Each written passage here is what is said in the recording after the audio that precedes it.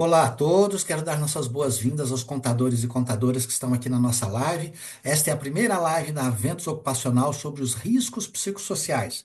Se você quer saber de fato o que são os riscos psicossociais, fique aqui com a gente que nós vamos contar para você em detalhes e você vai entender que muitas coisas que estão falando por aí não tem nada a ver. Então, vem com a gente. Meu nome é Marco Aurélio Bussacarini, sou médico do trabalho há 25 anos. Temos bastante experiência nessa questão dos riscos psicossociais, há muito tempo temos lidado com isso e queremos lhe explicar por que é que estamos fazendo uma live especialmente para você, contador e contadora. Nós percebemos que vocês têm uma posição de confiança, uma grande posição dentro das empresas de pequeno e médio porte em especial, e que vocês podem usar essa confiança que vocês têm para se colocarem como um profissional consultivo. E isto é muito bom, isto dá muito crédito ao seu serviço, ao serviço do seu escritório, e principalmente se você buscar alertar os seus clientes a respeito das novas legislações, está sempre orientando como que eles devem proceder. Nós temos percebido que os donos de empresa, os administradores, confiam muito na palavra de vocês. Então, nós fizemos um pacote. Nós temos alguma coisa especial para os contadores já há bastante tempo. A Ventos Ocupacional estruturou um canal de apoio para todos os contadores. Nós vamos deixar o número do nosso WhatsApp aqui e você, contador ou contadora, que tiver alguma dúvida da parte de medicina ocupacional e segurança do trabalho, pode passar um WhatsApp, nossa equipe, nós temos técnicos de segurança, nós temos médicos do trabalho que vão atender, orientar você com todo o cuidado que você precisa e merece para dar ao seu cliente a melhor orientação. E também nós temos um material especial no nosso site. Você também vai ter o link aqui junto do nosso canal para baixar PDFs, são alguns folders explicando o que são os riscos psicossociais, ok? Você pode baixar isso, mandar para os seus clientes. E um detalhe, não tem nenhuma propaganda, nem do Dr. Marco Aurélio, nem da Aventos. É uma coisa que é para você colocar para o seu cliente, não não tem nenhuma propaganda, então é um brinde que a gente dá para você se posicionar melhor junto aos seus clientes. Mas vamos lá, o que são riscos psicossociais? Eu vou colocar aqui, vou dividir a minha tela com vocês, um momentinho só. Ok, vocês já estão vendo aí. Então, os riscos psicossociais, a avaliação disso pelas empresas, não é uma invenção brasileira, ok? Já existem várias leis que determinam que os países precisam avaliar isto. A primeira lei que surgiu foi em 1977, já faz quase 50 anos, na Suécia. A primeira lei que determinava que as empresas tinham que fazer a avaliação e os cuidados dos riscos psicossociais. Logo depois disso, a Holanda também começou a incluir leis a respeito disso. E em 1989, a União Europeia deu uma diretriz sendo a base legal supranacional para todos os países membros da União Europeia colocarem avaliações dos riscos psicossociais nas empresas. Depois, outras empresas na União Europeia começaram a colocar as suas próprias leis. Então, você vê que isso já é uma coisa bastante antiga em outros países, ok? E agora, no Brasil, veio a legislação trazendo os riscos psicossociais para as empresas. Até agora, isso parece que era meio invisível, mas o que são esses riscos psicossociais? Então, eu trouxe aqui para você, contador, contadora, saber, em primeiro lugar, o que são os fatores psicossociais. São todos os fatores ligados à forma como o trabalho é organizado, ao ambiente onde ele acontece e aos relacionamentos dentro dele. Então, vamos resumir: organização do trabalho, ambiente onde ele acontece e o relacionamento entre as pessoas, ok? Esses fatores, eles podem afetar a nossa saúde mental, o nosso humor e até mesmo a motivação dos colaboradores. E existem fatores que podem ser positivos, podem melhorar a saúde mental e tem fatores que podem ser negativos. Os fatores positivos nós chamamos de fatores protetivos e os fatores negativos nós chamamos de riscos psicossociais. Bem, agora que você já entendeu que estes riscos são os fatores ligados à organização do trabalho, ao meio ambiente ali onde o colaborador está e às relações interpessoais, vamos dar oportunidade para você fazer perguntas. Já temos uma pergunta aqui do Carlos Diniz. Ele está perguntando o seguinte: por favor, explique de forma prática, dê exemplos que nos ajudem a entender esses fatores. Excelente pergunta, Carlos. Então vamos lá. Eu vou dar alguns exemplos para vocês do que são esses fatores psicossociais. Uma coisa assim que existe em toda empresa é a motivação da liderança para com os colaboradores. E essa liderança, essa motivação que a liderança vai dar, ela tem que ser na dose certa. Se tem pouca motivação, os colaboradores não se colocam no trabalho com o devido afinco. Se tem excesso de motivação, uma motivação exagerada, equivocada, isso pode prejudicar o colaborador. Então, eu vou falar primeiro da falta de motivação. Muitas vezes tem colaboradores que são colocados numa sala, num computador, dado para ele alguns documentos para ele digitar ali no sistema, e ele passa o dia todo digitando aquilo, a semana, o mês, e de repente alguns meses, e ele só percebe que ele está ali digitando, não entende bem o porquê ele está digitando aquelas informações, ninguém dá um retorno para ele dizendo se aquilo está adequado, se precisa melhorar, aliás, ele nem sabe o que tem que ser melhorado. E esse funcionário ali, meio isolado, começa a ficar com baixa motivação, perde o estímulo, perde o engajamento com a empresa e começa a se tornar cada dia menos produtivo. Tá? Um outro momento onde isso acontece é quando o funcionário está em home office. Na pandemia, nós tivemos muita gente trabalhando em home office, mas depois alguns continuaram. E se esse trabalhador ele fica meio isolado, fica fazendo lá a sua atividade e não percebe, não tem um vínculo com a motivação total da empresa, ele também vai ficando sem engajamento, sem estímulo, sem percepção de que ele pode progredir na empresa, e aí nós vemos situações de falta de motivação prejudicando o performance de um funcionário. Mas existe o oposto, motivação exagerada, eu diria motivação equivocada. Muitas vezes um departamento de vendas, um departamento comercial, recebe um líder que quer melhorar a produtividade, quer melhorar as vendas, quer melhorar os resultados da empresa, e ele chega para o pessoal e diz assim: gente, este mês é um mês excelente para vendas, vocês têm que dobrar o alvo de vocês.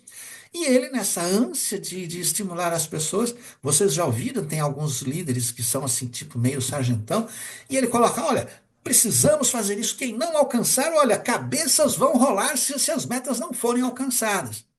E o pessoal começa a ficar meio preocupado, fala: puxa vida, a meta é o dobro e eu aqui ainda corro o risco de perder o meu emprego. Então aí surge estresse, ansiedade por falta de estabilidade. E se esse tipo de comportamento do líder para com os seus liderados se torna contínuo, constante, certamente esses trabalhadores vão, vão ter problemas de saúde emocional. Eu vou contar uma história que aconteceu há alguns anos atrás. Eu estava cuidando de uma rede de escolas no interior do estado de São Paulo e cada escola, várias cidades no interior, cada escola tinha o mesmo material, os mesmos relatórios que os professores, os coordenadores pedagógicos tinham que desenvolver. E eu conhecia aquilo já há alguns anos, estava ali acompanhando esses trabalhadores, mas eu cheguei numa determinada escola e ali estava todo mundo doente. Pessoal com dor nas costas, com tendinites, com problemas musculoesqueléticos, também muita gente desmotivada, com depressão, com ansiedade. Eu falei: não, tem alguma coisa errada. O que está acontecendo? Porque esse não é o normal dos funcionários que eu conheço nessa rede de escolas. E aí comecei a perguntar, comecei a buscar informações e descobri que o diretor da escola havia vindo fazia cerca de um ano e ele tinha um jeito desse que eu falei sargentão. Então lá todo mundo tinha que cumprir as metas que ele colocava, todo mundo tinha que fazer do jeito que ele queria, todos os relatórios tinham que ser feitos muito rápido e todo mundo muito cobrado e todo mundo preocupado porque ele dizia que se não cumprissem eles iam ser substituídos. E o resultado disto foram doenças osteoarticulares, problemas de saúde emocional. E aí eu tive que conversar com a direção da escola e pedir para dar um treinamento específico para aquele diretor, para que ele tivesse uma forma mais ah, positiva de levar a motivação, uma motivação equilibrada, no lugar dessa motivação equivocada. Tá? Então, isso é uma forma que a gente percebe de risco psicossocial. Um outro risco psicossocial se refere à jornada de trabalho. Bem, só para vocês entenderem, os riscos psicossociais, eles são classificados em alguns grupos. Então, nós pesquisamos especificamente cada um destes grupos, e o segundo grupo que eu estou apresentando, o primeiro foi a motivação excessiva, equivocada ou ausente. E agora o segundo bloco é a jornada de trabalho, a carga de trabalho. Em algumas situações, essa carga é excessiva. Vamos citar um exemplo que é muito frequente em muitas cidades. Na área do comércio, os trabalhadores da área comercial se ativam muito em shoppings. E o shopping tem algumas formas de organizar o trabalho, e como os lojistas que ali estão sabem que no final de semana o público é maior, eles têm mais gente ali trabalhando, procurando os serviços, então todos os trabalhadores estão escalados para o final de semana, e você pergunta como que é a jornada deles. Ah, eu tenho um final de semana por mês, né? Um domingo, um sábado por mês de folga, todos os outros eu tenho que trabalhar. E nós temos uma pesquisa recente, feita por uma entidade aqui de São Paulo, que constatou que os funcionários da área comercial estão muito sobrecarregados, tensos com o trabalho, e o motivo principal apontado é por esse excesso de carga de trabalho aos finais de semana, que diminui o convívio com a família, que diminui as atividades de lazer e começa a tornar o trabalho mais importante do que a vida. Estive numa outra empresa, também, isto era uma indústria, ok? E eles tiveram lá uma situação que precisaram um pedido especial que quiseram atender e convocaram todos os trabalhadores a fazerem 4 horas extras todo dia. No primeiro mês, todos ficaram muito felizes, porque o salário quase que dobrou. Mas a empresa esse pedido foi se renovando, e quando eu cheguei lá já fazia 8 meses que os trabalhadores estavam fazendo 4 horas extras todos os dias, ou seja, trabalhando 12 horas por dia. E o mesmo resultado. Muita reclamação, muito problema osteoarticular por falta de descanso, muita gente com ansiedade, com depressão, com problemas de estresse, porque não é adequado, a lei proíbe até tornar a hora extra uma coisa habitual. Toda empresa, de vez em quando, tem uma necessidade de alguma hora extra, mas dessa forma, né, jornada de trabalho excessiva é um fator psicossocial importante para prejudicar a saúde dos trabalhadores. Vou agora contar a última história para a gente ir encerrando, porque eu sei que o tempo de todos nós é muito precioso. Vocês, contadores, têm aí todos os seus clientes para atender, e nós programamos fazer lives pequenas. Então, você já está sendo convidado para a próxima live. Essa live vai tratar sobre como os riscos psicossociais podem ser usados pelo contador para fornecer, para ser uma ponte de valor com os seus clientes. E nós vamos ver como é medido, como é avaliado na prática os riscos psicossociais dentro de uma empresa. Bom, um terceiro bloco de fatores psicossociais é a comunicação da empresa para com os seus funcionários. Isso parece óbvio, mas tem muitas empresas que falham nisto. E aí o trabalhador não sabe direito qual é a sua responsabilidade, ele não sabe com precisão o que que ele pode decidir, o que que ele tem que perguntar para a chefia. Ele não tem ideia do motivo do porquê ele está fazendo algumas coisas. Então, tudo isso entra num bloco que se chama comunicação da empresa. E muitas vezes, quando a empresa vai implantar novos benefícios, novas formas de trabalho, é prudente que ela pergunte para cada trabalhador como isso vai repercutir na vida dele, no trabalho dele. Uma certa empresa teve uma ideia maravilhosa, eles acharam isso tão bom e resolveram fazer uma surpresa para os funcionários. Não perguntaram para ninguém, não comunicaram, simplesmente chegaram e fizeram o seguinte: vamos transformar o Vale Transporte em um benefício onde o funcionário vai ter um fretado para buscá-lo em casa e trazer ele para o trabalho. Olha que coisa boa. Né?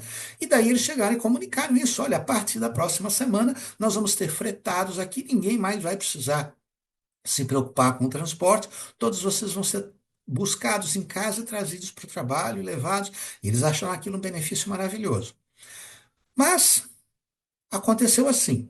O José ficou muito feliz, porque ele tinha que pegar dois ônibus, ficar um tempão ali pendurado no ônibus naquele horário de rush, muito apertado, e ele já estava imaginando: puxa, vou ter tempo agora para ficar no meu WhatsApp respondendo para todos os meus amigos, vou poder descansar um pouco mais, vou até tirar um cochilo, vir sentado na minha casa até aqui. Isso é uma maravilha.